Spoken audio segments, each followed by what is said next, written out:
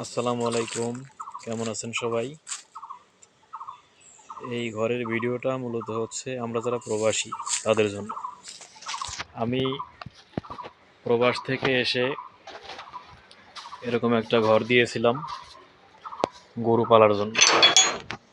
দেখাচ্ছি, এই একটা পার্ট, এই একটা পার্ট, পিছনে আরও আছে। মূলত ভিডিও করার কারণ হচ্ছে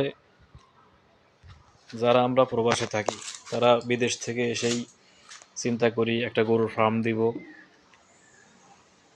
সেই কারণে ভিডিওটা করা। মূলত আমিও অনেক টাকা খরচ করে এটা করছিলাম, কিন্তু আসলে গরুতে আহামরি যে লাভ হয় তা না। এখন অনেকের কেমন হয় আমি জানি না, তবে আমার হয় নাই। সেই কারণে আমি এই ব্যবসাটা বাদ দিয়েছি। অনেক টাকা লস আমার হয়েছে, তা 10 লাখ টাকা তো লস মিনিমাম হয়েছে।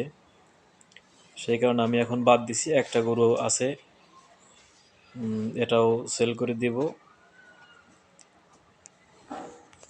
আমি আর গরু পুষবো না।